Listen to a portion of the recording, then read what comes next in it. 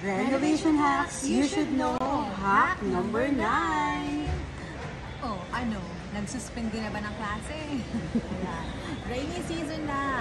It's actually raining really hard today. So, before kami magsabi ng hack namin, i-remind ko lang everyone to always keep safe and dry kasi nga hindi maganda yung panahon today. Okay, so now kaya ang hack number 9 namin is about rainy season prevention,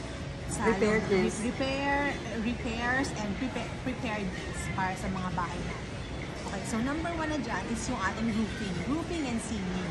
Ayan, so may kailangan i-repair muna sa labas before mag-repair sa loob. Kasama na dyan yung mga veranda natin or yung mga balconies natin. Pwede nyo i-check kung may mga cracks na ba dyan, i-waterproof na natin. Also, yung mga wall natin sa loob, kung may mga cracks or kahit wala pa, for prevention na lang din, i-waterproof na lang din. Yun. And for our number 2, check natin yung mga gutters and downspouts. Kung may mga cracks din or may mga damages, mga naputol na, i-repair na siya immediately. And another thing, pwede namang hindi kailangan i-repair, kailangan lang natin siyang linisan, tanggalin yung mga dahon na nakabara, both on downspouts and gutters. Okay, number 3, for our electrical appliances, dapat alam nila yan. I-elevate yung mga pwesto, yung mga patungan, i-elevate to make sure na hindi sila abutin ng baha, if ever bumha.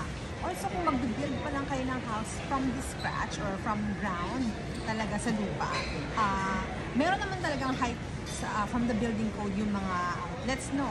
Pero kung alam nyo na binabaha yung area or wala kayong idea if binabaha nga yung area, just to be able to get ready. History. Oo. Taasan pa nila. Taasan nila yung mga pwesto ng mga outlets nyo. For example, i-pwesto nila yung pinakamababang outlet nyo, above waistline. At least kahit pa paano, meron kayong konting ginawang preparation for the rainy season. And lastly, as the co-founders and founders of Space Cleaners PH, during the rainy season, napaka-importante na merong mga humidifiers, yung mga enclosed spaces, yung mga rooms, mga bahay po natin.